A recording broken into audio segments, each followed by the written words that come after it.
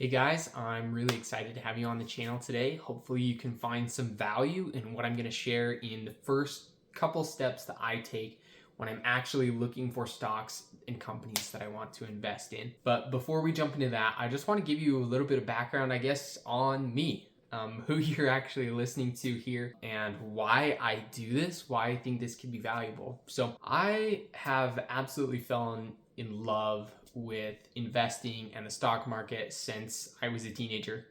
I have spent many years researching, watching all kinds of courses and videos and things on trying to understand tons of different things. And I bounced around from really wanting to learn more about cryptocurrency to options investing to even day trading to trying to follow Warren Buffett and pretty much anything and everything in between. I've tried to see if it was something that really fit with what I wanted. And after doing a ton of research, I found it to be very obvious that you gotta follow people that had the most success before you. And I would have to say, pretty plainly, Warren Buffett has the best track record of long-term capital growth in the companies that he's invested in and building wealth for himself and the investors in Berkshire. There are certainly other people out there that have been really successful, but I think that their strategies have required extreme knowledge or to be a genius in some field, whether that was mathematics or some kind of arbitrage that wasn't common and understandable necessarily to the average person. So that's why I fell on trading like Warren and Charlie and investing that way, finding companies that have value. And I've spent a lot of time and years learning about this and understanding how to value companies. And I've certainly got a long way to go. I'm not saying I'm an expert by any means.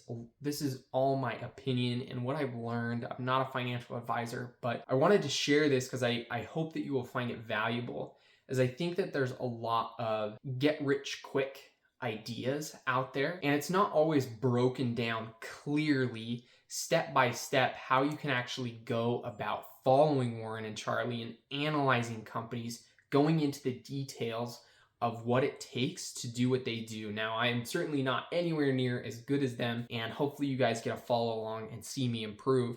But I wanted to give you a little bit of background on who I am, what this channel is actually doing. So with that, let's jump into my first steps that I like to go through when I'm looking for companies to invest in. Now, the first is doing a very quick check through screeners and things that I like to use to see if I can find companies that may have a margin of safety just from a quick glance. Now, I think it's important to define what a margin of safety actually is. A margin of safety is basically when you go in and you evaluate a company, you can determine, I think the company has this value, let's say $10 billion, just for an example. You think it's worth $10 billion.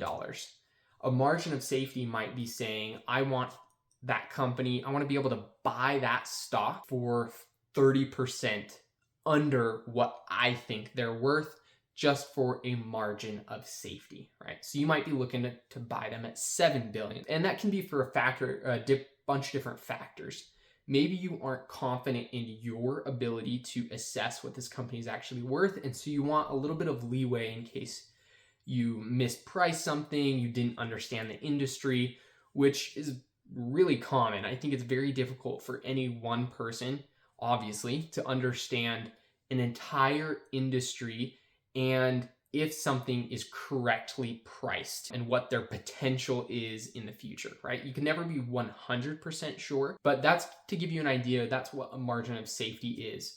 What you think the company is worth, give yourself a little bit of distance in between there for what you buy it at, so that way you know you've got a little bit of extra wiggle room in case you were wrong, in that case, by $3 billion on what the company was worth. With that in mind, one of the quick checks that I like to do is actually through just a everyday free screener that anyone can use, and that is FinViz. What you guys see here is I've just pulled up the generic FinViz screener. This is all I did, just went to their website, clicked on screener here, pulled up the all section, which shows all the filters and things that they have available, which there are tons. For this quick check, the only one I actually use is this one right here, all-time high and low. which screens for stocks that are a certain percentage above or below their all-time high. And I'm specifically looking for ones that are below their all-time high, in this case, 50%.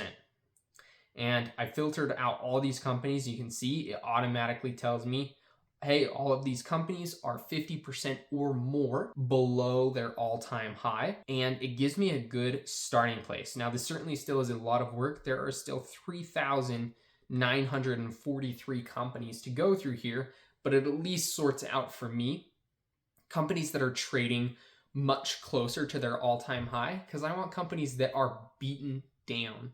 They have short-term dislocation with their true value, and that gives me potentially a good margin of safety already to work with. Some of these I might find don't have a margin of safety at all. They're just terrible businesses, but that's okay. This will at least cut out maybe some of those ones, like, for example, maybe like Apple, like Microsoft, some of those big names, Nvidia, who are at all-time highs and are trading at very expensive ratios. Not that they're not great companies.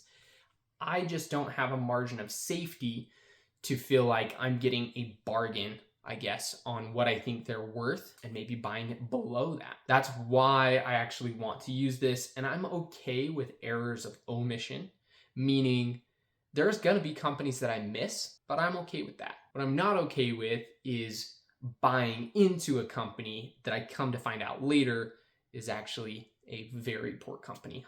I do not want to make those errors, but if I miss companies, that's fine. So many times Warren and Charlie talk about staying within your circle of competence. And that's a great segue into the second step that I do after I find a company that I think might have a margin of safety. I want to do a quick check to see if this company is understandable to me. If I can really understand how this company works, how they make money. And if I can't, just kind of goes into too hard bucket. Even though it might be a great opportunity and a great company, I just have to pass on it because it's not something that I can understand. For me specifically, companies that fall in that bucket are almost any drug research company. I do not have the expertise to understand which drug has real promise and which does not. Going through all the testing, all the phases, I don't have good knowledge there.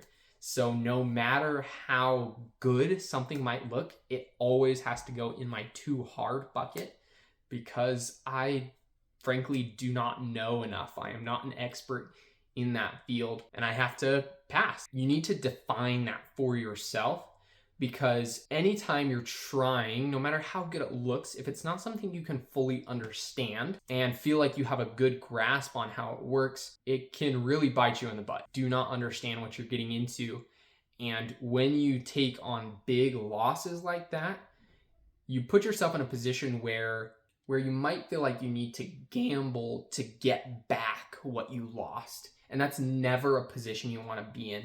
You want to be in a position where you're comfortable with the swings that a stock has. Because no matter how good you think your pick was, there's always the chance that it loses 50% of its value.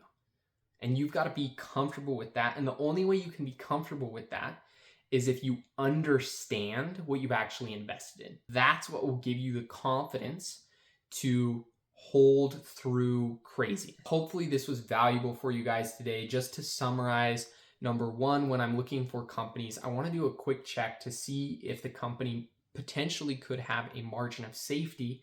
And if I find that they do, number two, is it a company that I can understand, right? And if I find those two things to be true, then it at least moves on to the next steps where I do a lot more detailed analysis, and we'll get into that. But those are kind of the first two things. And hopefully you guys can use these to actually look for companies that you want to invest in. Don't be gambling your money away. Understand the companies that you're invested in, and you're going to put yourself in a position to hold through these turbulent times, because they are going to come. We just don't know when, but you need to understand what you have and understand its future, and you can make some real money. So Again, thank you guys for your time, and hopefully this was valuable. See you in the next one.